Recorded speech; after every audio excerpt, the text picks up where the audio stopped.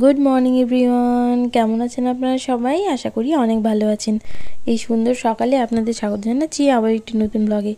এখন তো রয়েছে গ্রামে, আর ওই জন্যই সকালবেলাটা দেখেছেন চারিদিকে সবুজে মেলা গ্রামটা দেখতে কেমন সুন্দর লাগছে। এদিকে কিন্তু ঠান্ডাটা কয়েকদিন কম, আর যেহেতু শীত অনেক দিনই ছিল, সকালবেলা তো উঠতেই পারিনি। ওই জন্যই কী হয়েছে, গত কয়েক মাস ধরে যোগব্যায়ামের নামই ধরিনি। আর আজ যেহেতু একটু সকাল সকাল উঠেছিলাম, ভাবলাম না আজ একটু ছাদে গিয়ে যোগব্যায়ামটা আপাতত শুরু করি। অভ্যেসটা আসতে খানিকটা সময় লাগবে। আপনি কোনো জিনিসে যতই সক্ষম হন না কেন, যদি আপনি কোনো দিন ওই জিনিসটা অভ্যেস ছেড়ে দেন, তাহলে কি হয়, ওই জিনিসটা না ফিরে পেতে অনেকটা সময় লাগে। আর আমার ক্ষেত্রেও একই হচ্ছিল। এতদিন পরে এইসব ব্যায়াম করার জন্য কি হচ্ছে, পোজগুলোও না ঠিকঠাক হচ্ছে না, বডি অ্যালাইনমেন্ট ঠিকঠাক হচ্ছে। এরপরে নিচে চলে এসেছিলাম চানা নিয়ে। এগুলো দিয়ে আপাতত সকালবেলাটা শুরু হবে, কারণ আজকে আমাদের ঘরে রান্নাবান্না কিছুই হবে না সারাদিন। ওই জন্য এগুলো কাল ভিজতে দিয়েছিলাম। আমাদের এদিকে ঠান্ডাটা কিন্তু হঠাৎ করেই কমে গেছে, আর এখন ওই জন্যই সকাল সকাল উঠে কাজকর্ম করতে তেমন কিছু সমস্যা হয় না। আর আমার ক্লাস তো ওই 7টা থেকেই শুরু হয়, ওই জন্যই সকালে বসে গেলাম ক্লাস করার জন্য। এবার আপনাদেরকে মেন ব্যাপারটা বলি, যে আজকে পুরোটা দিন আমাদের কোনো আগুন জ্বালানো যাবে না, বাড়িতে আগুনই জ্বলবে না, সুতরাং রান্নাবান্নাও নেই, আর আমরা বাইরের কোনো জিনিস খেতেও পারবো না। তো সমস্যা হচ্ছে আজকে আমাদের পুরো দিনটা, মানে পুরো 24 ঘন্টায় কিন্তু আগুন জ্বলবে না ঘরে কোনোভাবেই। এর মেন কারণটা হচ্ছে, ওই আমাদের বাড়িতে যে দুজন মারা গিয়েছিলেন, ওনাদের তো অসৌচ চলছিল, ওই অসৌচটা শেষের দিকে। তো আজকে আমাদের নখ দেওয়া ছিল, নখগুলো তো দেওয়া হয়ে গেছে, নখ চুল যাদের দেওয়া ছিল দেওয়া হয়ে গেছে। বাট আমাদের এখানে না একটা মৌ খাওয়া বলে জিনিস হয়, যেটা হয় পরের দিন, মানে আমাদের আগামীকাল আছে। ওইটা যতক্ষণ অবধি না হচ্ছে আমাদের ঘরে এখানে আগুন জ্বলবে না। আর কালকে হলেও পার্টিকুলারলি সবাই মিলে একটা জায়গায় খাওয়া দাওয়া হবে। আর আজকে সম্ভবত রাতের দিকে ভাত পেতে পারি, যদি হয় তাহলে।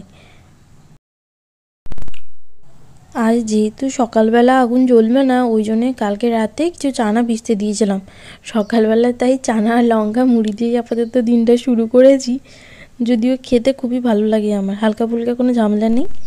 এবারে বাড়ির দিকে বেরোলাম নখ দিতে যাওয়ার জন্য। এদিকে কিন্তু রোপণ শেষ হয়ে গেছে, আর দেখেছেন আমাদের বাড়িটার চারদিকটা কেমন সবুজ।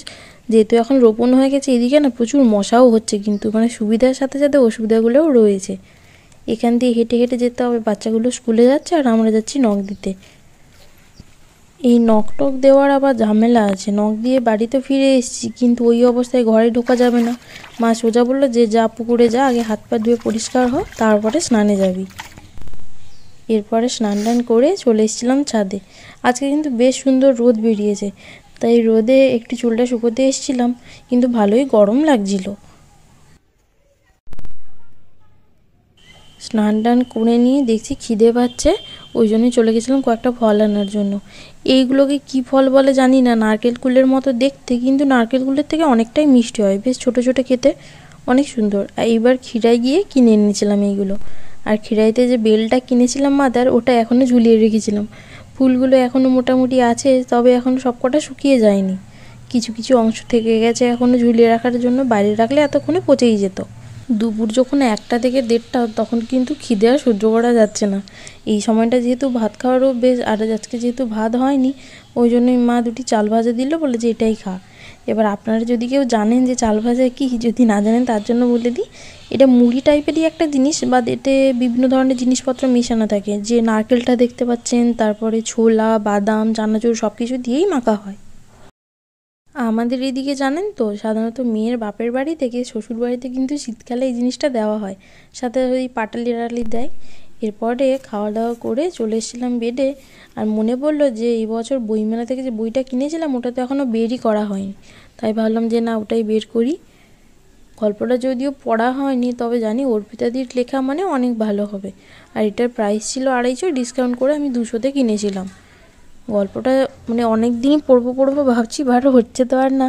আর আজকে যেহেতু একদমই ফোন চালাতে ইচ্ছে করছিল না, তাই জন্যই ভাবলাম না, একটু গল্প বই খুলেই পড়ি, কিছুক্ষণ পড়লে নিশ্চয়ই ঘুম চলে আসবে।